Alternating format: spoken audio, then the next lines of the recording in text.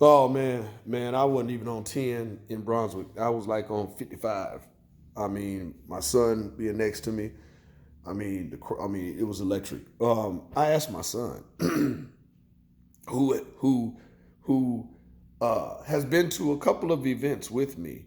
We haven't taken a road trip since he was 13. He's 26 now. We took a road trip when we took buses down to Louisiana to Gina. But 26 years old, being a runner, being a mod's age, man, him standing there with me, and I asked him, how do you feel being in this space, considering that this really shook you, considering that you're getting older? There's been others to shake him, but he's just getting older. He said something so profound. I'm so proud of my son. First of all, he said, I had to be here. It's number one. But second, he said, I had to see the progression towards justice for myself. Oh, oh man, if my tear ducts were working this morning, I might shed one. The experience with my 26-year-old, shout out to Kim Austin, classmate, a schoolmate from Westlake, teacher over at Westlake. Now she rode with us. Shout out to my security, Brother Fee. Shout out to everybody involved, man. Not just my security, because my security was also linked up with the security detail for the entire group. Shout out to Brother Rasheed McCall, Attorney Miley Davis, excellent stewardship, excellent facilitation, along with Brother Francis Johnson, Reverend Dr. Francis Johnson out of Statesboro. Everybody, man. Reverend T Mac, Reverend Rice, Dominguez, man. You've been really, Attorney Dominguez, you've really been hitting it hard at their ass from the legal perspective, man. Excellent. Oh man, the list. I mean, listen. It goes on and on and on, brother. Dr. Richie, Big Move, Shawty, love being in the house with you, brother. But listen, we listen. I've seen Time Magazine give a 4-minute outline on what happened to Arbery, who was literally chased through the streets or followed through the streets. They echo what many of us have been screaming from day one: the pistol cocking videographer trail vehicle used to box in a Marbury. Don't let that nigger go. If you get away from my son, he damn sure ain't gonna get away from me. But if you get away from me, all right, Roddy, you got him. And make sure you get this on video so we look good. He got to go.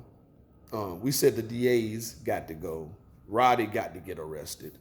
The officer that communicated with the homeowner about, hey, I got a hot vigilante right here as your neighbor, who said call him day or night if your motion detector go off. So don't even worry about legally calling the police to handle your issue. No, hit up that vigilante that I've self-deputized, the ex-law enforcement and the retired chief investigator of the district attorney's office there. Where they do that at?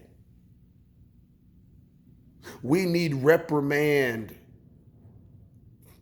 Is this policy by the department? Can an officer that's employed by the department go around the community and give folks powers, refurbishing their law enforcement powers? Is that possible? I don't think it's possible. Why have we not heard from the chief senior officer of that department as it relates to, I believe this officer's name is Rash, in his actions? We have it documented.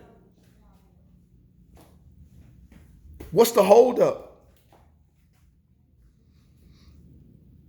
Do you think if that particular correspondence never existed, do you think that McMichaels, the excellent father that he is, would have told his son, jump in that truck, son, I'm going to keep my butt in the bed as we hunt us a nigger? And do you think that would have happened?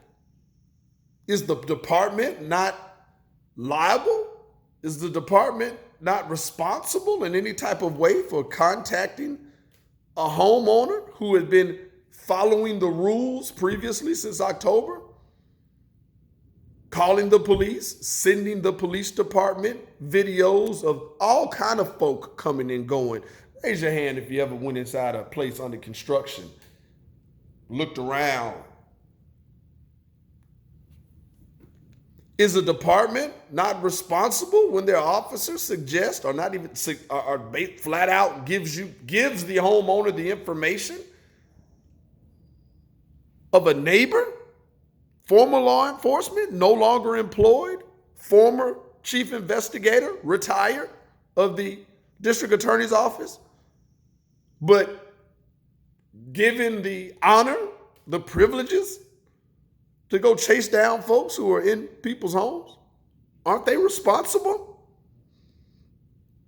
Shouldn't the videographer, his pistol cocking duties, let me rephrase, shouldn't the pistol cocking videographer, with his duties of videoing this encounter, with his also duties of being the trail vehicle and boxing Brother Arbery in, who again was followed for over 4 minutes, should he not be arrested? I'm supporting efforts of the Arbery family who plan to take it to the police department, who plan to demand action. Hell, the police chief, because you have departments and sheriff's offices. The police chief and 3 of his officers recently in March, look it up, just got arrested dealing with some crookedness and narcotics. It's rampant corruption all through Brunswick and areas near you. So the fight didn't end when we left Brunswick. They're still there. There will be a preliminary hearing. Then there will be a bond hearing. There will be several hearings along the way. We got to pack the damn courtroom. Pack the courtroom. It's so funny that I've watched the press conference from William Bryan, a.k.a. Roddy. I've watched the press conference from the 2 attorneys who represent Greg McMichael, the father, the accomplished, the wonderful father of the year, by the way. And I've watched the press conference from the 2 attorneys that represent, get him, Travis. Get him, Travis. Travis McMichael. No wonder he turned out the way he did. He's got an excellent father.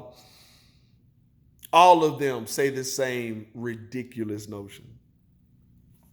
This case will not be tried in the court of public opinion. We will not try this case on the courthouse steps. We will not do this. We will not do that. You ignorant ass Caucasians. Specifically, those 4.